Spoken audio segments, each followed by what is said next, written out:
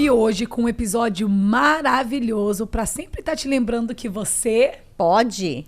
E vai lá no nosso YouTube channel, subscribe. Nós também estamos no Spotify, no Podbean, no Apple Music. Então vai lá que a gente tem muito conteúdo maravilhoso para vocês. E hoje aqui com a Adriana Musitano. Gente, conheço a Adri há muito tempo. Primeira característica incrível, mãe de 5. Não existe profissão mais difícil, né? Eu que tenho 3 já acho assim, uau, tá ali com 2 e ela mãe de 5. Então já é para mim assim um exemplo de mulher forte, guerreira que faz acontecer. Além disso, é terapeuta, trabalha com assistência social, tá encabeçando aí um projeto incrível de uma ONG chamada Milena's Joyful Living, que ajuda mães, crianças que estão enfrentando, né, a dificuldade aí com essa doença horrorosa, o câncer. Então eu tenho certeza que hoje a gente vai ouvir coisas incríveis e você que está aí, fique ligadinho, porque você vai realmente entender que é possível e nós podemos, você pode alcançar coisas incríveis. Primeiramente, obrigado. Obrigada porque eu a vocês sei pelo que convite. Ela vive viajando, gente, não para aqui, é ponte aérea, é isso, aquilo, é difícil encontrá-la. E o schedule super ocupado, mas ela tirou um tempo para estar dividindo com a gente aqui, com a nossa comunidade, todo esse conhecimento, toda essa bagagem e trazer realmente para a nossa comunidade aquilo que importa, aquilo que ajuda, aquilo que acrescenta. Obrigado Obrigada mesmo, a vocês Adri. pelo convite. Vamos lá? Vamos começar? Vamos começar? Fala um pouquinho dessa história, Adriana. Primeiramente, né? Mãe, da onde que você veio parar aqui? Sou do Rio de Janeiro. Casada há 26 anos. Aí não, e tem essa ainda, anos. né? 26 anos de casamento. 26 anos. Sou do Rio de Janeiro, mas eu com 17 anos, meu pai ele foi transferido para a Itália e lá eu vivi 24 anos. Então, que parte da Itália? No norte da Itália, na cidade de Brescia, que fica a uns 80 quilômetros de Milão. Uau. Foi onde praticamente eu vivi grande parte da minha vida em uma fase muito importante, né? Que foi a fase que eu me casei, estudei, casei, comecei a minha profissão e tive meus 5 filhos, né? Então eles são italianos? São italianinhos. Uau, que legal! Como é que foi essa experiência? Para mim, assim, a Itália é casa, né? Meu pai, quando foi transferido para lá, vivia aquela coisa, né, do destaque numa fase importante da vida, estava começando a faculdade, aí muda de faculdade. Mas foi uma experiência incrível, né? Foi o primeiro momento da minha vida que eu comecei a me desapegar a coisas e ajustar os valores da vida, né? Ali eu aprendi que é uma informação até que eu repito muito para os meus filhos e para a comunidade, né, brasileira aqui nos Estados Unidos. Casa é onde a gente tem as pessoas, né, que a gente ama, né?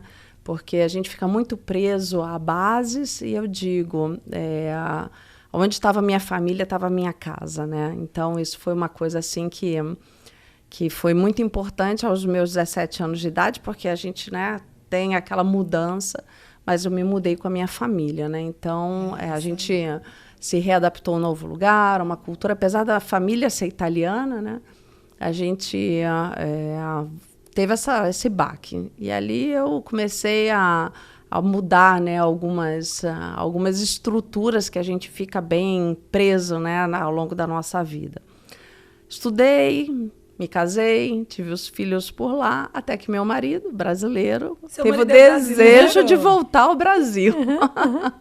Então você conheceu seu marido lá? Eu conheci meu marido no Brasil, a gente namorou 6 anos com cartinhas, gente. Aquelas cartinhas, não tinha internet. Naquela época eu também namorei de cartinha. Internet, namoro de cartinha. Então antes de ir, você já conheceu seu esposo com 17 anos? Eu já conheci meu esposo. E vocês namoraram de cartinha? A gente namorou de cartinha. Viajava, pelo menos, para visitar de vez em quando? A gente viajava, assim, uma vez por ano, quando meus pais iam de férias, né, para o Brasil. Naqueles anos ali, eu tô falando de início dos anos 90, tá? As coisas não eram com a facilidade que a gente tem hoje, né? Tecnologia zero. Então, assim, quantas vezes foi mensagem por fax, aí na segunda folha caía. Olha só, que legal. Que legal. E vocês ficaram namorando anos, 6 anos. Então, aí depois em 96 ele foi morar lá, em 97 a gente se casou. E aí nós começamos, né, esse casamento aí que a gente, esse ano são 27. Estamos com 26 completos. Nasceram os filhos na Itália e quando foi em 2012, ele iniciou uma atividade profissional no Brasil, a atividade começou a crescer e veio a oportunidade, né, dessa transferência para o Brasil, da qual eu tive uma certa dificuldade de me readaptar, porque foram muitos anos, né? Vocês que já estão há bastante tempo aqui nos Estados Unidos... Difícil. É difícil. Então, e também ali naquele momento eu acho que eu cometi um grande erro, né? Que foi aquela coisa da volta. Eu digo, na vida a gente sempre vai. Quando a gente se programa para alguma coisa, para voltar, a gente nunca encontra aquilo que a gente deixou. Então, essa mentalidade vira muita coisa. A vida é sobre ir, sobre o que a gente vai criar, sobre o novo, sobre a energia do futuro. E a gente teve muito, que era o nosso saber naquele momento, aquela coisa do voltar para casa. E, obviamente, as coisas nunca estão da forma como a gente deixou, né? Então, a cidade não era mais a mesma, apesar da gente ir, às vezes, de férias, mas muda muita coisa, né? Em pouco tempo, tudo muda. E readaptação foi assim, para mim, com 5 filhos pequenos, no caos do Rio de Janeiro, foi péssimo. Meu Deus, 5 Eu filhos imagino. pequenos no Rio. E o Uma problema, insegurança. O Rio é Vocês voltaram pro insegurança. Rio? Eu fui com a minha filha pela primeira vez em julho. Pelo voltar. E senti muito, e eu não me Eu me senti senti. segura. Não me senti segura. Então, esse é o problema. Porque a gente está acostumado, né? E com criança. E a Andréia muito falou difícil. agora, por que Rio de Janeiro? Porque eu voltei, lembra que eu falei que eu voltei para casa? Então, assim, Não, quando você voltou? Qual a época? em 2012. Já tá. 2012. Aí, pouco tempo, aí já estava aquela coisa, né? A Olimpíada Mundial, a cidade bem Deus. caótica. Então, assim, foi muito difícil.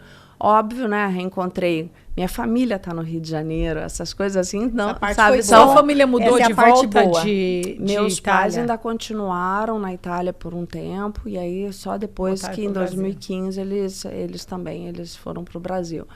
Eu fui 3 anos antes. E aí tive nessa. E desde que eu cheguei no Rio de Janeiro, pouco tempo depois, eu comecei já a pensar como se organizar. Já chegou Qual é pensando o como lugar? sair. E os meus filhos já, né? Essa paixão, né, dos Estados Unidos, para eles, a cabeça deles era América. Olha que coisa, né? Eles Até queriam porque... vir pra cá já. Sim, eles falavam de Estados Unidos, né? O mais velho, não. Tanto que o mais velho depois foi fazer a pós dele, depois que ele terminou a faculdade na Itália, e foi para a Itália. Mas os outros, O mais a velho referência... tá na Itália? O mais velho estava na Europa até o final do ano passado, agora ele está no Rio de Janeiro. Ai, que legal, mas tá vendo? Aí os filhos são totalmente independentes. É o jeito que você cria eles, né? Faz uma diferença muito grande, porque daí eles não encontram dificuldade de se movimentar, fronteira, não tem. país, movimentar. Não tem. Isso é muito legal. E os 4, né? Todos eles estudaram numa escola no anglo-americano, no Rio de Janeiro. Então, eu acho que essa influência americana veio dali, né? Para eles era a referência das escolas americanas, era a base, né? Como também era estruturada o modelo da escola. Então, começou esse despertar com a América. No Rio de Janeiro, em 2016, eu conheci as terapias, né, alternativas, e foi quando eu comecei a olhar para isso. Porque até então a minha vida tinha sido no mundo corporativo, também teve essa mudança, né? Uau. Trabalhei no mundo corporativo, administração e finanças foi a minha vida por 25 anos. Uau. E aí, em 2016, em paralelo, eu comecei a estudar por autoconhecimento, como eu podia ser uma mãe melhor, assim. como eu podia ser uma esposa melhor, como eu podia ser uma assim. filha melhor. E aqui começou a minha caminhada. Comecei com meditações, grupos, né, onde eu comecei a estudar muito o poder, né, do subconsciente, todo o poder que existe dentro de nós e que a gente tantas vezes está delegando ele, né, terceirizando ele. Eu falei, vamos entender um pouco mais disso. E a minha busca foi com os meus primeiros passos foram de autoconhecimento. E ali também foi o período em que eu comecei a estudar, sempre gostei muito, né? Aí eu comecei a estudar para ser assistente social, porque esse olhar, né, para a comunidade, esse olhar para o mundo, como eu posso ser um ser humano melhor. E concluí meus estudos no Brasil. E com 5 filhos. Com 5 filhos. Fácil, né? Estudando como... E foi quando eu conheci as ferramentas, né, do Access Consciousness, que é uma empresa americana sediada no Texas. E como que chama, Adri, em inglês e português? É Access Consciousness. É uma empresa onde ensina para a gente ferramentas de autocuidado. Como a gente pode conhecer o poder que existe em nós, como a gente pode se desprender, né, de todos esses sentimentos e emoções que ficam dominando a nossa vida. Eu não sou a tristeza que eu sinto, eu sou quem eu sou. Eu não sou, sabe, a ansiedade que está pairando, que está se tornando um modo normal das pessoas viverem. Isso não é normal, isso virou comum. Exato. Eu sou o que eu sou, eu não sou a minha ansiedade, eu não sou a tristeza, a preocupação, o medo. Eu sou quem eu sou. Então, o caminho para a gente ir para esse autoconhecimento, né? E aí eu comecei a estudar as técnicas. Conforme eu comecei a atuar, né, conhecer essas técnicas, eu comecei a aplicá-las onde? Na minha vida, porque não tem como você ser terapeuta se você não tem o autocuidado. Então, na minha casa, com os meus filhos, eu comecei a ser isso. Não é mais sobre praticar, né?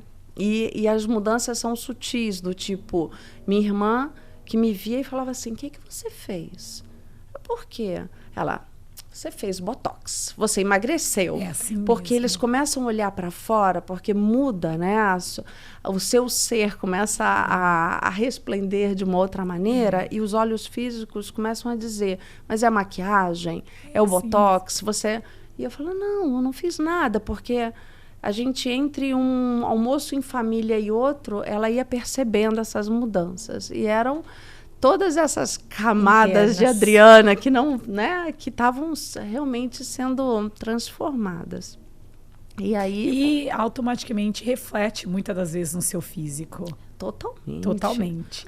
Quantas vezes a gente tem o hábito, a gente come por ansiedade. Exatamente. As pessoas estão comendo as suas emoções o tempo todo. E também muitos hábitos, né? Porque vamos lá, quando criança, quando a gente chora, como geralmente fazem, né? A criança, o bebê chora, é a mamadeira, né? É o peito. Depois ela cresce, é o consolo. Quando a gente chega na idade madura, quando a gente está mal, o nosso cérebro ele já tem um caminho neural para nos levar o quê? Para o alimento, para suprir aquela emoção. Exato. Então, as pessoas estão comendo as suas emoções o tempo inteiro. Na nossa sociedade, para ser sincero, quem realmente sabe o que é fome? Fome. E quantas vezes a gente está aí, por várias vezes no dia, comendo, por hábitos ou para suprir, né, para compensar as nossas emoções. Então, quando você começa a se desprender dessas emoções que estão dominando a sua vida, naturalmente, até o seu apetite muda. Então, o seu físico muda, né, a sua pele muda. E muitas das vezes, se a gente não tem a inteligência emocional também como mãe, é um hábito que nós temos e, sem querer, vai passando para os filhos. Porque quantas vezes não é assim, você tá triste, vamos tomar um sorvetinho, vamos sair e tomar um sorvete? Vamos comer um cachorro quente? Eu cresci assim, né? Então, quer dizer, automaticamente, para você fazer algo diferente, gostoso, tal, vamos comer. Né? Em vez de, vamos fazer uma trilha juntos. Isso. A gente não faz. É por isso que o cérebro cria esses caminhos neurais de recompensação. Porque hoje a recompensa de estar triste, a recompensa do choro do bebê é o alimento. Então, o seu cérebro já aprende e ele automaticamente pratica isso, ao menos que você elimina essas crenças limitantes. E hoje é complicado porque tudo ao nosso redor por causa da economia, puxa a gente a fazer esse tipo de coisa. Então, não é só comida. E as compras? Total. Né? Vamos fazer alguma coisa. O gostoso é sair e comprar. Fazer compras no shopping. Ou sair e beber. Vamos sair e tomar vinho com seus amigos. Então, assim, a maioria das coisas... Cassino. Tem gente que adora sair na sexta-feira, ir no cassino e jogar. Então, a nossa cultura é muito... assim, as nossas recompensas estão todas distorcidas, essa é a realidade. O local mais difícil de estar hoje para o ser humano é consigo. Porque a gente vive uma vida fora. É sobre o fazer e o ter. E as pessoas estão constantemente insatisfeitas, por quê? Porque o local mais, digamos que é mais seguro de estar e mais gostoso de estar, que é com a gente, é o que o ser humano menos busca. Porque é ali que começam a encontrar, digamos, muitas vezes as suas dores, as suas mazelas, as suas limitações, que são justamente elas que, quando trabalhadas, nos levam, né, para um desenvolvimento, é onde as pessoas não querem olhar, né? Então, é um contínuo fazer e ter para não ser. Porque para você ser, você tem que lidar com o seu ponto de encontro contigo e olhar para aquilo que está funcionando e parabéns, e olhar para aquilo que não está funcionando, não ir para a culpa, mas ir para o espaço de como eu posso mudar isso, né? Como eu posso melhorar isso. E as ferramentas, né, do Access é justamente sobre isso. Não é sobre a gente ir para o julgamento, para a culpa, para a vergonha, para o erro, mas é olhar para a nossa vida, para o ponto em que a gente se encontra e dizer assim, como eu posso melhorar isso? Quais são as possibilidades aqui? Porque sempre falando desses caminhos neurais, o nosso piloto automático leva a gente para o local que a gente conhece. Então, se piloto ao longo da minha automático. Piloto automático. Vamos colocar ali um pezinho no piloto automático. Porque eu acho que o problema começa no piloto automático. O piloto automático são os caminhos neurais que a gente já conhece. Já criou. Então, uma dor, eu vou compensar com a comida. Uma dor, eu vou compensar ela com uma compra.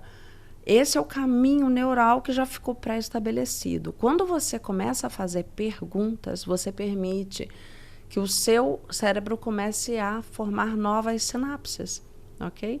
É justamente com esses novos caminhos neurais que você vai encontrar novas possibilidades. E eles se abrem a partir do quê? Da pergunta. É como a gente está caminhando, a gente chega numa rotatória, né? E a gente, quando está ali, se a gente está no piloto automático, a gente dirige da nossa casa ao nosso trabalho, assim. Exatamente. Somente quando você tem um congestionamento que você vai buscar vias alternativas. Só que essas vias alternativas, elas existem o tempo todo. É somente se você sai de casa e diz assim, que caminho eu vou fazer hoje? Você pode ter vários caminhos para sair da sua casa e ir até o teu trabalho. Agora, se você está no piloto automático, você nem percebe a estrada que você fez. Num determinado momento você chegou. Então, toda vez que a gente está no piloto automático da vida, a gente está assim. A gente está daqui e ali. Somente quando acontece o problema é que a gente percebe, opa, o que eu vou fazer aqui para resolver isso? E os ensinamentos, né, dessa técnica que eu pratico é a gente estar o tempo inteiro na pergunta para perceber sempre novas possibilidades para que a gente possa o quê? Fazer novas escolhas. Porque o tempo inteiro temos novas escolhas, só que a nossa vida está no piloto automático. Agora eu vou te dar um desafio para todos vocês que estão escutando e você, tá? Um desafio. A hora que você chegar em casa, vocês, se já estão em casa, tira a sua lata de lixo da cozinha. Vamos supor que sua lata de lixo fica embaixo da sua pia. Tira e coloca ela atrás, num cantinho, qualquer outro lugar da cozinha, tá? Mas tira a sua lata de lixo da onde você sempre tem ela. E presta atenção no que vai acontecer nos próximos 2 dias. Você vai toda vez jogar o seu lixo no lugar errado. Por quê? Porque você não está presente quando você está fazendo as coisas. Então, começa ali, mudar poucas coisas para o seu cérebro. começar a estar atento a estar presente. Você falou uma coisa muito importante. No começo, quando eu comecei a fazer esse trabalho mais dia dentro, espiritual, eu comecei a todo dia escolher um caminho diferente para ir para a escola da minha filha. Olha aí. Deixa eu te falar, foi muito interessante. Quando eu escolhi, eu ia, porque eu moro no Arizona, é um grid, é tudo quadradinho, então é muito fácil escolher caminhos diferentes. E é rápido. Eu ia por aqui, aí depois eu ia por ali. Aí eu encontrei um caminho, aí eu começava a ir por aqui e por aqui. Aí eu ia por aqui e por aqui. Eu entrava numa dança. Meu cérebro ficava me mandando a repetir, sem eu saber. Aí eu encontrei um caminho diferente, que era super diferente. Aí eu comecei a fazer ele todo dia, de novo. Era uma briga. Uma briga todos os dias com o meu cérebro. Eu falava, cara, às vezes eu nem percebia, eu já estava no mesmo caminho. É incrível porque como a gente não está presente. presente. Porque nós fomos formatados, vou usar esse termo, para a economia energética. Então, uma vez que é para que a gente não tenha muito consumo energético. Para que a gente possa realmente sair desse piloto, é somente a gente criando novos caminhos. Porque mesmo a gente tendo novos caminhos, o nosso cérebro vai mandar a gente para menor distância, para o menor consumo. É como se fosse o Waze mesmo, programado para que a gente faça mais rapidamente aquele... E hoje em dia, com essa vida frenética que nós estamos, tudo aquilo que a gente aprende, que é mais rápido, que é mais prático, que é mais tudo, a gente, é assim, e a gente nem considera as outras possibilidades. Exato. E muitas vezes a gente é o que eu falo, né? Tudo aquilo que está nos incomodando é porque ainda está suportável, porque é como se para determinadas coisas na nossa vida a gente está ali sentado no prego, mas a gente vira para um lado, a gente vira para o outro e a gente vai se ajustando. É somente quando ele dói de verdade que a gente levanta, né? Então, quantas vezes a gente está nesse piloto automático da vida, com determinadas coisas incomodando, mas a gente está virando para um lado, virando para o outro, mas está faltando aquela coragem para a gente pegar e levantar, né? Eu costumo dizer que as pessoas preferem, estão tão acostumados já com a dor, com aquela dorzinha que incomoda, mas não suficiente te para, né? Ela incomoda, é uma dorzinha, tipo aquela dorzinha às vezes que você tem de cabeça, pouquinha tá te incomodando, mas não é aquela coisa insuportável que você tem que fazer alguma coisa. E aí você vai ficando com aquela dorzinha. E é a mesma coisa as mudanças da vida. Tem coisas que incomodam a gente, que a gente sabe que não tá legal, mas dá para conviver. Por quê? Porque a dor da mudança, ela é aguda. A dor da mudança, ela é profunda. A dor da mudança requer coragem, requer comprometimento. E aí as pessoas preferem ficar com aquela dorzinha todos os dias, mas não muda, do que enfrentar, entendeu? Exato. A dor aguda, né? Botar coragem no negócio e fazer a mudança. Porque vai doer. Sim, é mais difícil? Vai exigir coragem, mudanças, vai exigir comprometimento, vai exigir disciplina? Vai. Mas depois, todo o resto, né? Todos os outros meses, anos, vem a recompensa, porque aquela dorzinha chatinha, pequenininha, sumiu. E as pessoas não preferem, é o comodismo, né? É o famoso comodismo. E aí as pessoas vão viver nessa vida medíocre, né? Entre aspas, porque não querem fazer. E muitas vezes não querem sentir dor. Essa coragem, né? Muitas vezes a gente vê as formas como as pessoas estão desacreditadas delas, né? Mas por quê? Porque se você não tem essa conexão contigo, você nunca conhece o seu potencial. Se você está vivendo um mundo fora, quem é esse ser aqui? Porque quem vai mover, quem vai criar mudança, não é o sistema, não é o dinheiro. As pessoas ficam assim, no dia que eu tiver dinheiro, no dia que eu tiver um parceiro, no dia que eu tiver isso, no dia que eu resolver essa questão de saúde. E não é, você é a fonte criadora da sua mudança. As outras situações, elas vão, né, se ajustar, mas se esse conhecimento contigo, ele não está ajustado, você vai sempre depender do externo para que você faça algo na sua vida. E não é o externo que te move. O que te move é a tua coragem, são todas essa coragem, determinação, a tua escolha. Então, todas, digamos assim, todas essas ferramentas que eu comecei a trabalhar nos últimos anos, o que elas me trouxeram, e me trouxeram também muito desconforto, tá? Muito desconforto. Muito desconforto, porque eu digo sempre... Ai, demais. O caminho da consciência, ele não é um espaço muito confortável, porque você vai tira olhar... da sua zona de conforto. Você vai olhar para as partes de você que você... Para que você acesse determinadas coisas, você vai precisar ajustar outras. Então, muitas vezes você vai perceber, né, amizades que não estão contribuindo para onde você está escolhendo ir. E eu digo, né, o meu amor é para todos, mas o meu tempo não. Onde eu vou botar o meu tempo? Sabe? Isso não significa, quando eu digo assim, determinadas pessoas não contribuem, é porque a gente sabe que as pessoas às vezes estão buscando outra coisa e a gente está na permissão da escolha de cada um, é grandioso. A gente pode ser amiga, mas a sua busca é uma, a minha é outra, e tá tudo bem. A gente vai estar uma morando, né, uma no Arizona, outra aqui, outra acolá, e quando a gente reencontra as pessoas que a gente gosta, a gente vai ter, né, aquele chá de amigas como se a gente estivesse sempre perto, mas o dia a dia, cada um tem que buscar aquilo que é verdadeiro para si. E esse desprendimento, às vezes, é doloroso também, né? Então, são muitas mudanças para você chegar digamos, nesse equilíbrio contigo mesmo, que, na realidade, o nosso verdadeiro parceiro da vida toda somos nós, né? Então, é verdade. Eu acho que uma também, quando a gente começa a trabalhar com esse trabalho interno, e você falou, o amor é para todos, a gente também começa a prestar atenção nas coisas que nós estamos fazendo para nós e não para o próximo. Coisas que a gente achava que era para o próximo. Né? Então, eu estou ajudando essa pessoa, ele às vezes nem precisa de ajuda, eu estou atrapalhando a independência dela. Mas eu estou ajudando porque me faz me sentir bem. Então, a Thalita é boa, generosa, ela resolve problemas, né? Então, a gente também começa a refletir em tudo, a razão de tudo quando você está presente, das suas ações. E eu acho que isso é doloroso. Essa parte da transição é muito difícil. Sim. Porque agora você está presente nas suas decisões e você não está fazendo no autopilot.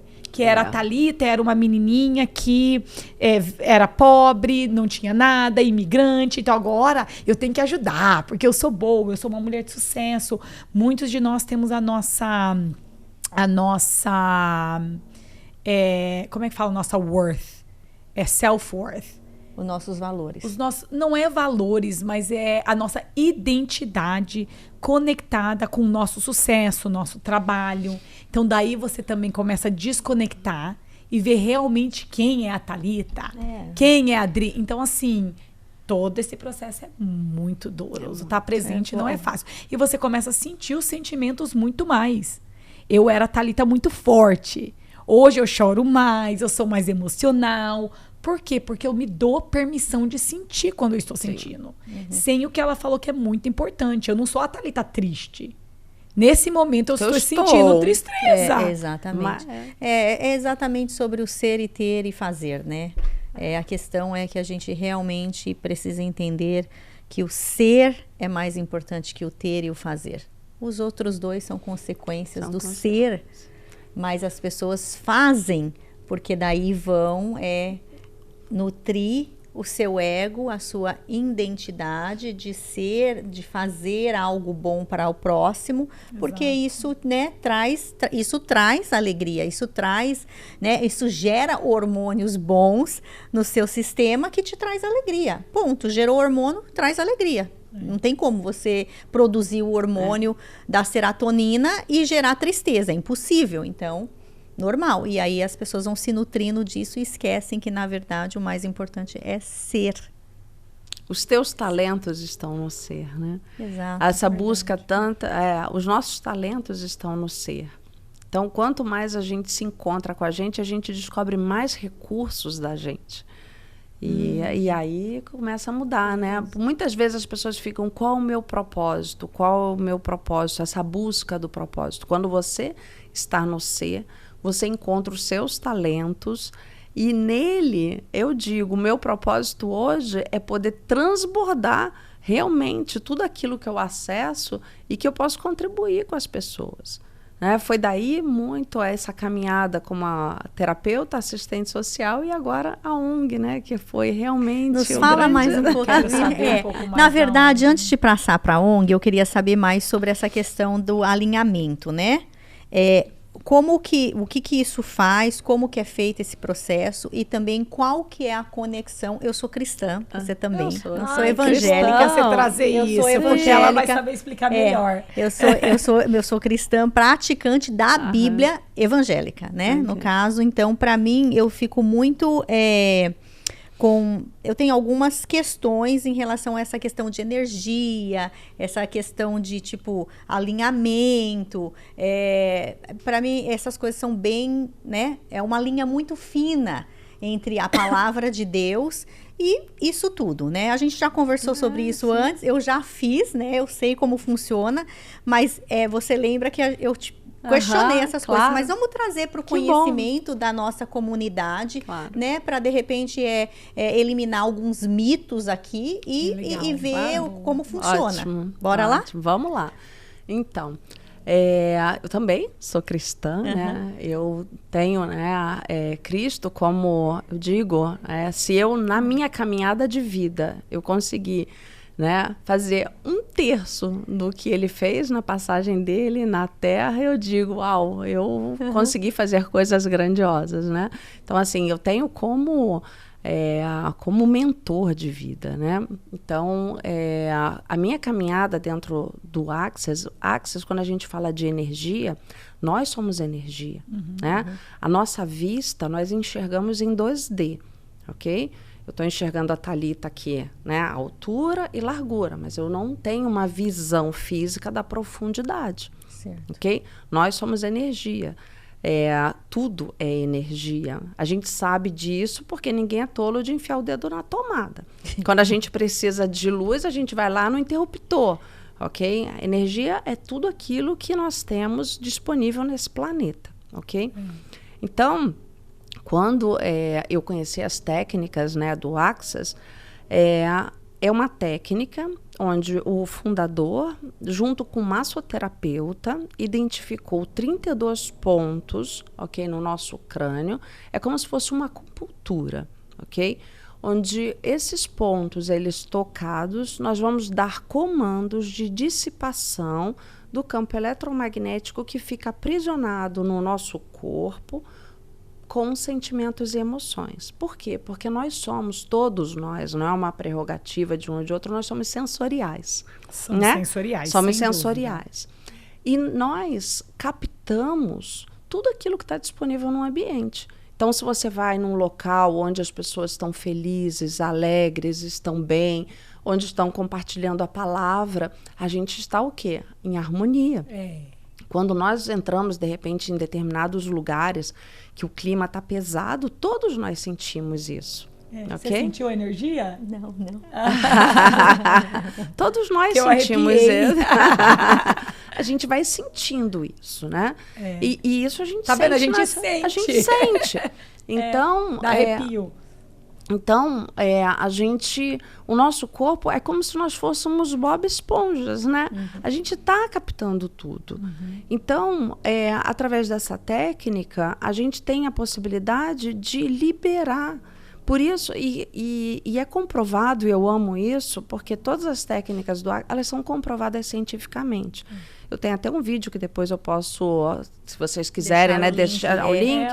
É um cientista que, através, né, de um eletrocardiograma, né,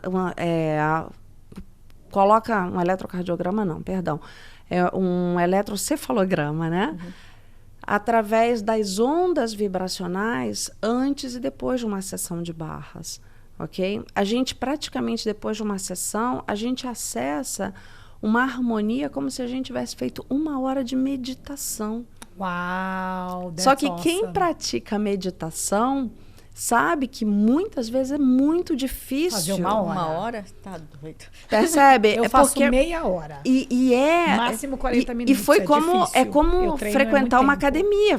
Muito tempo. Muito tempo, Quando a gente faz uma sessão de barras, você de forma passiva, porque você está deitado numa maca, você recebe uma sessão e você, após 1 hora, se é feito em você um exame, você acessou essa harmonia como se você tivesse feito 1 hora de meditação. Uau. É como se você tivesse feito horas de oração.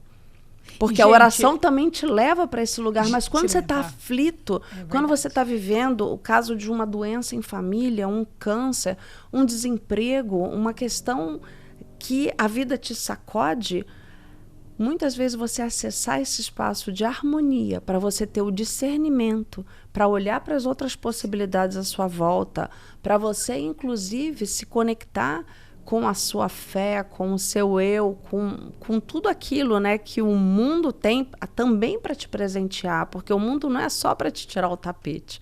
Mas quando você está dentro da tempestade, às vezes você não tem a tranquilidade, o discernimento para olhar. Então, essa técnica, ela contribuiu muito com a minha vida e a gente vem ajudando a vida de várias pessoas, porque ela dá para a pessoa a tranquilidade e a harmonia para que ela possa olhar para a sua vida. Não é para que a gente vá resolver a sua vida. Quanto mais o termo que a gente usa é ter as barras corridas, mais você consegue estar em harmonia com o seu eu. Então, meditação é cientificamente comprovado. Então, quer dizer, se você, como ela falou, eles estudam o cérebro, o antes e o depois de você fizer 30 minutos. É cientificamente comprovado. Isso aí você pode ler em qualquer lugar os benefícios. Então, se tem os mesmos benefícios, você falou uma coisa aí muito, muito legal. Porque para quem pratica meditação como eu, vamos dizer que tem alguma coisa muito séria acontecendo na minha vida. Eu vou sentar, eu vou tentar praticar. Eu vou ter dificuldade, porque eu vou estar ansiosa, o cérebro começa a pensar, e eu fico o tempo inteiro, às vezes aquela meia hora... para que ele pare, para que você consiga meditar. Então, ter uma alternativa... eu acho excepcional. E outra coisa, Thalita, tentar. A gente trabalha muito também com pessoas que fazem meditação. Eu faço meditação e a minha capacidade hoje em dia de meditar melhorou muito, muito. A minha capacidade de orar, quando eu paro para orar, a minha conexão, ela, sabe, não é aquela coisa mecânica de, muitas vezes, né? É o estar conectado realmente com o meu ser, com o espaço, seja, né, num momento em que eu estou em comunidade, quando a gente se junta para fazer uma oração de grupo, a minha conexão ela ficou muito mais presente do que muitas vezes, não, eu tenho que orar. Não, eu recebo essa... Na verdade, na oração, quando você está com problemas sérios, o que acontece? Você não consegue, porque a oração é uma conversa. Conversa com Deus, né? É uma conversa com Deus. E aí na oração, quando você está ansiosa, você está passando por problemas, na hora de você parar para ouvir o que Deus tem para falar com você, é difícil. Que no caso seria a meditação, você ficar quieta para ouvir, para entender, para ir lá dentro. E aí sua mente vai em outros lugares, né? Você tá assim, não, agora eu vou, Deus, né? Fala aqui comigo e tal. E a mente aí você tá lá, fica tagarela, quieto. Aí daqui a pouco a sua mente já tá lá. Tudo, mas eu tenho que resolver isso, mas eu tenho que... Aí você volta. Eu acho que é a mesma coisa, porém fazendo coisas diferentes, mas que realmente deve ajudar muito, porque é difícil realmente você na calar oração, a mente, você calar a sua mente e simplesmente ficar quieta para ouvir o que Deus tem para falar. Geralmente você um pensamento vai vir e você já... E muitas vezes essa mente tagarela, você tá ali, você se conecta, aí a mente tagarela, mas será que é isso? Mas será que não sei o quê? Será que sou eu que estou inventando? Será que é porque eu já tenho... Então, e quando você tá contigo, quando você tá no teu quartinho secreto, que é esse teu encontro com Deus, esse teu encontro, é um espaço de paz. Então, quanto mais você tem essa mente tranquila, em harmonia, mais essa conexão ela fica maior. Eu percebo, por exemplo, quando eu vou dar um mergulho no mar, que a gente tem esse privilégio de estar num local realmente... quando eu sinto, né? Porque Deus está na natureza, está na terra, está em todos os lugares. Quando eu estou ali, eu me sinto com tudo aquilo. Quando você está num espaço de oração, você está em harmonia com a oração, com cada palavra, e você não está na súplica. Porque muitas vezes a súplica é o espaço de você não ter. E se Deus é tudo, como você pode estar no não ter? Se você está no não ter, é porque você está fora de você.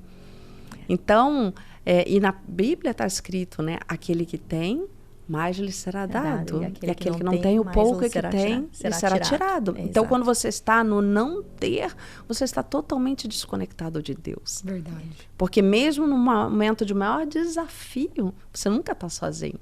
Se você está sentindo que você está sozinho, é porque você se desconectou. E você faz a oração pela súplica, porque eu não tenho.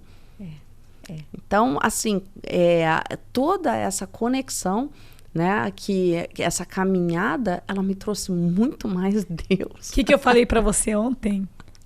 Que minha caminhada do yoga e meditação me voltou a minha espiritualidade. Ela me levou a começar a ir mais para a igreja, a se envolver. Sim, na comunidade. Cada dia. Exato. A gente se conheceu na igreja. Então não é algo que separa. É pelo que contrário. Separa, ela vai te levar de volta à sua O que separa são muitas vezes, né, a pouca disposição das pessoas, né, porque você trouxe, né, eu todos os dias, né, eu leio a Bíblia com meu marido. Então, a gente, o que eu percebo é assim, gente, para mim é o meu mapa de vida, ok? Agora... Nosso manual. Por exemplo, a gente sabe que com doenças como câncer, né, as pessoas usam o quê? Vão fazer tratamento de quimioterapia. Sim. Por quê? Porque 2000 anos não tem quimioterapia na Bíblia. Ok? Hoje, o mundo, a tecnologia, tantas coisas chegaram para contribuir com a humanidade. Então, conhecimentos chegaram e eles servem, eu acredito, para você, justamente com a sua conexão com Deus, perceber se eles são verdadeiros. Verdade. Ok? Então, quando você percebe que você está em verdade e você está sentindo que eu criei na minha vida um casamento mais harmonioso, uma criação de filhos mais harmoniosa, eu percebo muito mais Deus na minha casa do que antes, quando eu estava, sabe, com aquela mãe louca de 5 filhos, querendo criar meus filhos, sabe, muitas vezes de uma forma rigorosa, onde eu criava mais separação do que união. Sim. Porque a forma mais fácil você vai fazer isso porque eu sou mãe e estou mandando. E né, a gente sabe que lá atrás nós éramos criados assim. Hoje, existem sim valores e princípios dentro da minha casa, mas existem limites, mas existe uma comunicação com meus filhos justamente para querer entender o que está acontecendo e como eu posso contribuir, como isso tudo pode criar mais unidade dentro da minha casa. Exatamente. Nossa, eu acho que para fechar ali do mito de religião e meditação, yoga, energia, chakras, eu acho que o mito vem. Antigamente, tinha muita pessoa da Índia que é conectado com isso, muito budista que já era conectado com isso, muito hippie que às vezes, né? Então tem um notion, uma coisa que eles acham que yoga, meditação ou qualquer coisa relacionada à energia, balanço de energia, é outra religião, ou é uma religião, e não tem nada a ver. Eu adoro conversar. As minhas leituras... É mentalidade antiga, não tem nada a ver com religião. A minha leitura, né, sempre pelos meus conhecimentos, indo pela consciência, né, porque eu digo, a consciência inclui tudo e nada julga. A coisa que eu mais trabalho na minha vida é me libertar do julgamento, que me foi implantado pelos modelos da nossa sociedade. É receber o outro não pelo que o outro está fazendo ou vestindo ou sendo, mas o outro pelo ser dele, ok? Porque a consciência é sobre isso. E eu gosto muito de conversar com meu marido e a gente eu pegar os meus aprendizados, né, os meus ensinamentos, e ele traz passagens da Bíblia e a gente percebe que é uma linguagem única. Somente é que as minhas, elas estão em apostilas, né? Mas eu digo, tudo, quando a gente fala do peça e receberás, tá lá na Bíblia. Mas está escrito, peças como quem já recebeu. Exatamente. E o que é peças como quem já recebeu? É peça com gratidão. Porque quando a gente faz um pedido a Deus, grata, porque sabe que vai receber, a gente está pedindo como quem já tem. Como um pai que nunca abandona um filho. Mas a maioria das pessoas estão orando pela falta. Não, e na então verdade, não é peças como quem já recebeu. A Bíblia fala, né? Você pede e não recebe. Por quê? Porque pedis mais. Pedir mais. Então, você está pedindo pelo não ter. Exatamente. Mas não é o ter físico, é não ser. Porque quando eu sou, ok? Eu tudo sou. Mas as pessoas estão usando, né? Eu sou... E quantos adjetivos, né? Eu sou pobre, eu sou isso, eu sou... Uma série de afirmações onde elas estão totalmente desconectadas com a energia, né? De Deus que vive em nós. Então, como você pode se comunicar? Você está criando o quê? Separação. Verdade. E é daí que vem a falta. Porque até mesmo a pessoa, né, que ela pode não ter fisicamente algo, se ela tem Deus, ela tem tudo. Sim. Só que quando você está pelo caminho da aparência física, né, da aparência do status, de quanto um tem na conta corrente, ela automaticamente tem gente que está se avaliando por quanto ela tem na conta corrente. É verdade. Quando nós não somos a nossa conta corrente, nós não somos os nossos desafios, nós somos quem nós somos, quem Deus disse que nós somos. Isso é a gente ser imagem e semelhança. Então, tudo aquilo que a gente usa como ferramenta na consciência é nos levar para esse caminho de encontro com a gente, o encontro com essa energia divina que vive em nós. É todo dia de manhã falar assim, eu sou tudo que a Bíblia diz que eu sou, eu tenho tudo que a Bíblia diz que eu tenho, e eu posso todas as coisas que a Bíblia diz que eu posso. Porque no final do dia, se você crê nisso, se você vive isso... Até porque a mente, aí a gente vai para o trabalho também, a mente, eu brinco, a mente mente. E quanto mais a gente afirma algo, nós criamos caminhos neurais para aquilo. Acreditar naquilo. Então, quando eu afirmo algo... Como é que funciona o mentiroso, gente? O mentiroso, ele repete tanto uma mentira que no final ele acredita naquilo. A maior furada na vida é a gente se meter com uma discussão com alguém que está afirmando algo convencido daquilo. Porque para ele é verdade absoluta, eu até acredito que ele acredite. Porque ele repetiu tantas vezes aquilo que ele não tem mais um caminho neural mostrando outra coisa. Aquele, para ele, é único, é um caminho absoluto. Então, quanto mais a gente afirma, né?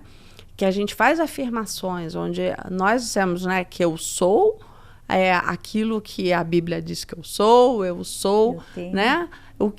Quanto mais a gente afirma tudo isso, a gente cria uma verdade absoluta disso. E a gente para de duvidar do mundo aparente.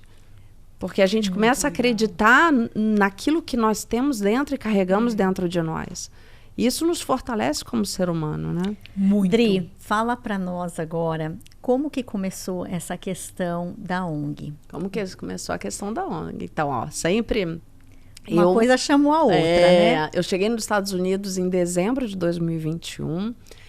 Em junho de 2022, num curso sempre do Access aqui em Boca, eu tive a oportunidade de conhecer, né, a co-founder, né, da Milena Joyful Living, Renata Guerra, mãe da Milena.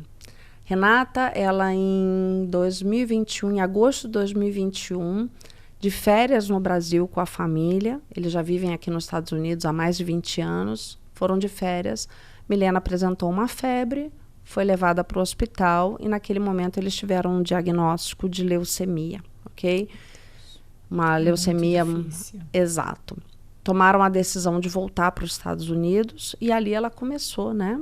Essa caminhada difícil que só quem passou por ela conhece.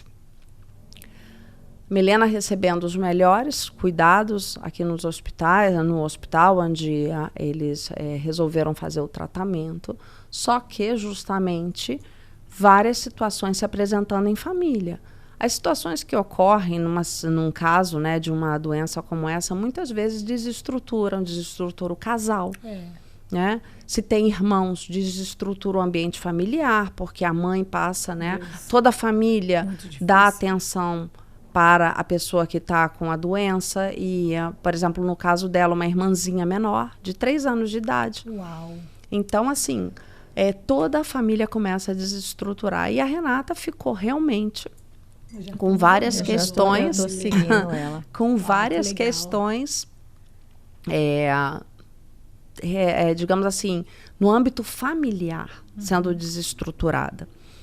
Renata, na ansiedade, também aumentou mais de 15 quilos, né? Então, autoestima, vários fatores da vida, eles começam a ser realmente bombardeados. Num determinado momento, ela foi buscar médico para poder ajudar ela o quê? Na parte emocional. Então, ela foi para psicólogo, foi para psiquiatra, e nesse momento, 6 meses depois, né, do tratamento acontecendo, ela já estava tendo indicação, né, de receber remédios ansiolíticos e antidepressivos, porque ela já estava num quadro onde ela não conseguia mais lidar com as emoções dela. Entendi. Então, exatamente no momento em que ela começou a ser diagnosticada, né, com um quadro que era necessário usar medicamentos de antidepressivos e ansiolíticos, nesse exato momento teve um break na quimioterapia. E a mãe da Renata falou: filha, né, vai para um spa, vai fazer uma viagem com seu marido, vai pegar um momento para você, porque você é o que agora está sendo, né, o que está sendo necessário. E aí o marido dela falou: olha, eu prefiro ficar por aqui por conta de questões, né, de trabalho e tudo, e também para você ficar mais tranquila. E ela saiu e foi para o Brasil para fazer um retiro. Foi para um local lá, para o interior de São Paulo, e ali ela fez uma semana de uma imersão total, com várias técnicas, e fez sessões, a massagem, chá, surra, reiki, tudo que vocês podem imaginar. E entre as várias sessões que ela fez uma sessão de barras de axis. E ela disse que naquele momento foi o momento em que a cabeça dela, ela percebeu que a cabeça dela, que não parava remoendo, né, todas as dúvidas, os medos, todos os tipos de invalidação que um ser humano, quando passa por um desafio desse, encontra. Ela falou: bom, eu quero conhecer mais sobre isso. Fez algumas sessões, aprendeu até a correr barras, mas naquele momento ela estava necessitada de ser cuidada. Voltou para os Estados Unidos e veio fazer um curso em Boca, em junho, exatamente um curso onde eu estava. E a coordenadora, né, do Access nos apresentou e falou: olha, eu acho que vai ser muito bom, já sabia da questão dela, eu acho que vai ser muito bom vocês duas brasileiras, né, se conhecerem, e falou para ela: a Adriana vai ter modo de te ajudar, porque eu já dentro do Access eu era maestro, né, eu já tinha feito todas as digamos assim, o percurso, os vários cursos, e eu já estava ensinando todas as técnicas. Então a gente tinha assim uns 5 anos, né, de caminhada, onde eu já estava há 5 anos usando as técnicas e a Renata estava chegando. E por um ano e meio, eu estava ali, né, dando todo tipo de suporte, não só para ela, mas também para Milena, que ama todas as técnicas, né, que eu ensino. E, de alguma forma, eu acabei me aproximando muito da família. Renata foi superando todas essas dificuldades, mais serenidade, mais discernimento, paz de espírito, pôde, dessa forma, ajudar melhor a família. No meio do ano passado... Filha, né? E a filha, porque o dia a dia, né, ela que estava ali. No meio do ano passado, ela começou a trazer uma questão diferente. Quando ela cuidou dela, toda vez que ela ia ao hospital, ela começou a ter justamente aquela situação de dizer assim: meu Deus, essa mãe está recebendo o diagnóstico agora. E ela se via naquele lugar, que 1 ano e meio antes ela tinha passado. E aí ela me ligava, Dri, estou aqui no hospital, como uma mãe recebeu um diagnóstico, como a gente pode ajudar, como a gente pode fazer. E ela começou a perceber todo aquele ambiente ali, não mais dentro do olho do furacão, como ela esteve há 1 ano e meio antes, mas num olhar extremamente generoso, dizer assim, como a gente pode retribuir para a sociedade essa caminhada que a gente fez juntas e que a gente pode ajudar tantas famílias. Como a gente pode estruturar isso, como a gente pode fazer. Eu comecei, né, no início, a gente fala assim, não, vamos embora, vamos para lá. Vamos lá e vamos oferecer para as mães. Mas aquela frase, né, uma andorinha só não faz verão. Como a gente pode exponencializar isso? Como a gente pode ter voluntários para fazer isso? Dessa palavrinha voluntário veio, né? Foi quando a gente começou a ter vários insights, né? Vamos organizar uma ONG para que a gente possa ensinar essa ferramenta, né, de uma forma assim, realmente exponencializada e para que várias pessoas possam contribuir com a gente, não só no hospital onde a Milena, né, recebeu todo o tratamento, mas em todos os outros lugares, né, que a gente possa junto, inclusive hoje em dia a gente está se conectando com ONGs, porque existem várias ONGs para ajudar o paciente com câncer. Mas o que a Renata viveu na pele e trouxe foi que ela, durante todo o período em que ela esteve ali como mãe, né, de uma paciente, ela não recebeu uma estrutura. E ela disse, eu sei que eu investi muito, eu tive, graças a Deus, possibilidade e recursos para poder ir para o Brasil, para fazer retiro, para fazer imersões, para fazer... Eu tive suporte da minha família, não só suporte da família, como suporte financeiro. Mas a gente sabe que isso não é uma realidade comum. É verdade. Aqui nos Estados Unidos, a gente ainda tem uma outra questão, que muitas vezes a renda familiar, ela é do casal. E quando uma mãe ou um pai não trabalha, não recebe. Quando uma mãe está cuidando de um filho que está com câncer ou está em cura de câncer, ela não trabalha. E se ela não trabalha, às vezes uma renda familiar ela vai para metade. Então a família começa a ter questões financeiras e várias coisas começam. Outra situação que a gente começou a encontrar são casais que se separam diante dessa realidade.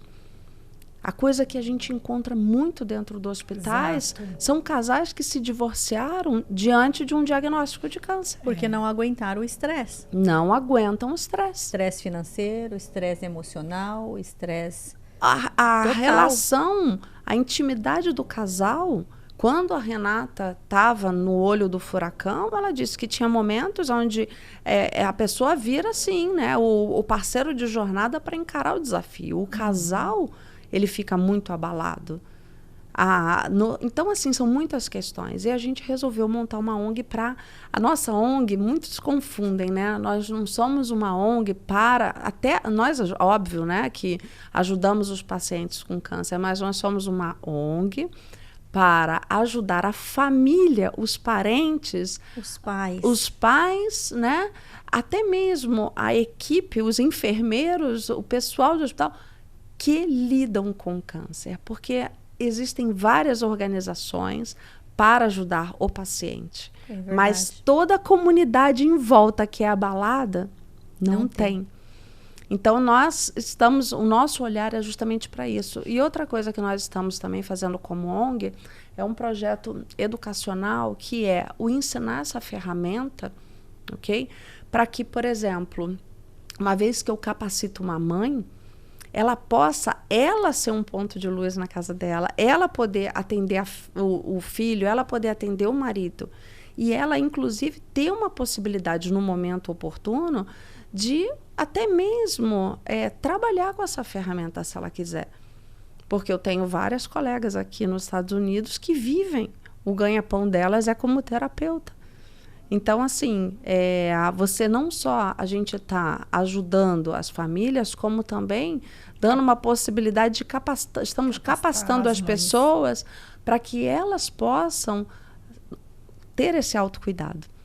Então, assim, a gente vai até os hospitais, mas a gente também está disponibilizando esse conhecimento de forma gratuita para que as pessoas, uma vez que aprendam a técnica, elas possam se auto-aplicar. Elas possam aplicar na vizinha, elas possam aplicar, ela está no hospital, talvez naquela mãe que está recebendo um diagnóstico de um filho e dizer, olha, eu conheço, eu passei por isso. Porque hoje a Renata, quando ela chega nos hospitais, ela não chega ali dizendo, eu tenho uma solução para o seu problema. Ela chega ali dizendo, eu passei por isso, eu conheço esse lugar onde você se encontra e o que me ajudou foi isso. Você gostaria de conhecer? Ok? Então, esse é o trabalho que a gente está fazendo como ONG. Estamos iniciando na Flórida, mas o nosso, quando a gente fecha os olhos, é aquilo que Deus botou no nosso coração, é para a gente levar para o mundo. É levar para Boston, que a gente já falou, para o Arizona. Eu tenho uma amiga em Las Vegas que está me aguardando. E a ideia é a gente poder levar para o mundo esse ensinamento para as pessoas que se identificam realmente poderem. Então, nós estamos buscando também, né, patrocinadores para o nosso projeto, nós estamos buscando voluntários para o nosso projeto e estamos disponibilizando essa ferramenta para quem... E as pessoas que querem, que tem, né? Se tem alguma mãe nos ouvindo que está passando por uma situação dessa, que tem um filho, né? Uma filha passando, né, por tratamento, quimioterapia, essas coisas que tiram o chão de qualquer pai e qualquer mãe. Não existe nada, eu acho, que abala mais uma mãe do que o filho. Mexe com qualquer coisa, mas não mexa com meu filho, eu viro uma leoa. E literalmente abala a gente. Abala. Então, para essas mães que estão nessa situação, como que elas encontram vocês? Então, elas encontram a gente através do nosso site, né, que é www.milenasjoyfulliving.org. Ela encontra a gente nas redes sociais, né, que a gente está no Facebook, no Instagram. No Instagram está como também como Milenas Joyful Living, ok? E manda uma mensagem para a gente no nosso direct, que a gente espera, assim, realmente... e tem uma outra coisa, né? O Access, ele já está presente em 180 países.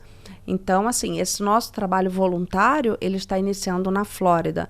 Mas eu tenho certeza que, independente de onde eu conecto a pessoa com um terapeuta na sua cidade, porque eu não saberia em qual cidade não tem um praticante dessa técnica realmente que possa contribuir. O Access, ele já está em 180 países, então, nossa, assim... Que legal! Isso é muito já acabei de adicionar, lindo, eu amei. Legal, Mimi. Vamos fechar com chave de ouro, então? Tô com a Mia agora você virou Milena. Vamos fechar com chave de ouro. Vamos. Vamos lá. Qual seria uma lição, um insight, alguma coisa que você poderia passar para a nossa comunidade, compartilhar com os nossos ouvintes, que ajudou no seu desenvolvimento pessoal, né? E que você poderia passar aí. Olha, agora me veio, né? Não ensaiado, né? Eu digo, a gente desde pequeno, de uma forma lúdica, colocam pra gente, né, o tesouro, né, o baú do tesouro lá na ponta do arco-íris, né? E a minha mensagem é que esse grande tesouro, ele não está na ponta do arco-íris, ele está em nós. Então, quanto antes você iniciar essa caminhada de encontrá-lo, mais grandiosa será a sua vida. Uau, uau. Lindo. E se você pudesse dar um conselho para alguém que está enfrentando desafios semelhantes ao que você já enfrentou, qual seria esse conselho? Busque ajuda. Busque ajuda, porque a gente foi ensinado também, principalmente nós mulheres, que nós temos que ser fortes e temos que dar conta de tudo. E eu acho que isso foi uma grande maldade que nos foi colocada. Sim. A minha capa de Wonder Woman, né, de Mulher Maravilha, eu não desejo ela nem em festa, como fantasia. Boa. Verdade. Eu digo, eu sou um ser humano em crescimento, em desenvolvimento, e quando eu preciso realmente de ajuda, eu vou buscá-la. E muitas vezes a gente tem, né, pessoas que estão assim, se disponibilizando, mas as pessoas também precisam dar o primeiro passo. Porque a gente até estava, né, a gente como mãe, muitas vezes, né, essa energia materna que a gente carrega de querer abraçar o mundo. Mas é indispensável que o outro diga, ei, eu tô aqui, né? Porque a gente bota essa máscara, né, de, sou forte, mas cada um sabe, né, do seu eu. e a gente ter realmente alguém que possa, né, nos compartilhar uma experiência, nos empoderar, dizendo, ei, vai lá, tô aqui do teu lado, vai dar tudo certo. Onde você pode encontrar essa sua força, com certeza, quando você busca uma ajuda, né, a contribuição de alguém faz toda a diferença. É verdade. Muito bom. E recursos. Qual o recurso que você recomenda aos nossos ouvintes? Ferramentas, podcasts, livros, para quem está querendo crescer. Então, na minha caminhada, eu li alguns livros que fizeram toda a diferença, né? Para quem gosta de livro, e esses livros, eles se encontram, para quem diz, eu não gosto de ler, eles já estão todos em audiobook, né? Livros que fizeram toda a diferença na minha vida, O Poder do Subconsciente, né? Esse livro foi, assim, um divisor de águas. Mais Esperto que o Diabo. Nossa, foi um livro maravilhoso. Como é que fala em inglês? Mais esperto. Smarter than the Devil? Eu não sei. Eu vou olhar para você. Esse livro, ele é um livro também que, sabe, foi muito... teve um livro, O Gênio Pessoal, do mestre Jairo Carlos. Foi um dos primeiros livros, né, que, assim, começaram essa minha caminhada de despertar.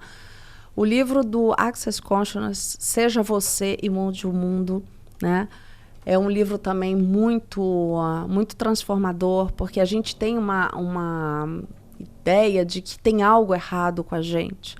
E a maior maldade que a gente pode fazer com a nossa vida é a gente viver na comparação e a gente viver na competição. O que eu digo sempre, a minha competição é comigo, como eu posso ser melhor hoje do que eu fui ontem. Okay? E o outro é a caminhada dele. E a gente se distrai quando a gente vai olhar para o outro e faz da gente errado, do tipo, eu não... Em inglês você achou ele? Achei. Como é que é? Outwitting the Devil. Esse livro, ele é maravilhoso. Ele é. E ele tem audiobook, ele tem em todas as línguas, né? É muito bom. É muito normal, tá? Que as pessoas, eu até digo... a primeira vez que eu li esse livro, eu não avançava nos capítulos. Até um dia que me veio um insight. Antes de ler determinados livros, eu faço uma oração. Porque muitas vezes a gente não tem a tranquilidade, porque é quase como se tivesse uma resistência querendo atrapalhar a gente a acessar mais consciência. Então, toda vez que as pessoas que dizem que têm dificuldade, eu começo a ler, me dá sono, começo a ler, me distraio. Muitas vezes, eu faço uma oração. Eu faço uma oração e peço justamente para que os presentes que estão naquele livro eu possa acessar. Para que eu não tenha nenhum tipo de incômodo durante a leitura daquelas páginas. Então, assim, fica a dica. Eu já vou aceitar que eu tô com um livro que eu tô segurando ele faz um mês. Eu tento ler pelo menos um livro por mês. E, cara, não sei o que avança. Eu comecei outro livro. Porque eu não estou conseguindo ler. E é um dos meus autores favoritos. Tá vendo? Joe Dispenza. Olha já aí. Leu, Joe? Sim, já li. O Joe é excelente. E eu não tô conseguindo ler esse livro. Às vezes, naquele livro vai ter uma sementinha que pode mudar, né? Algo. E é como se tivesse uma resistência. Tem um áudio da professora Lúcia Helena, que ela diz, toda vez que você vai fazer algo grandioso, seja para a humanidade, seja para a sua vida, é muito comum que um monte de resistências se apresentem, se ergam para que você não faça esse salto, né? Um salto quântico na sua vida. Então... ou através da meditação, ou através das barras, ou através das orações, busque aquilo que você consiga realmente se conectar contigo, tire a distração e vai para a leitura. Porque, inclusive, as leituras sagradas, por que eram as leituras sagradas presas, né? Por que tinham nelas ensinamentos milenares, que elas tinham o quê? Uma proteção, para que justamente... né, a gente não permita que distrações que a gente sabe que tem venham interferir. Então, assim, faz depois de uma conexão. Eu vou fazer. Para quê? Muito bom. Nossa, muito bom. Obrigada. Esse foi Obrigada a vocês. Foi um grande prazer. Episódio. Tá? Muito, muitíssimo obrigada. Eu aprendi muito. Eu também, muito. E eu acho que todos vocês hoje Puderam entender que vocês Podem.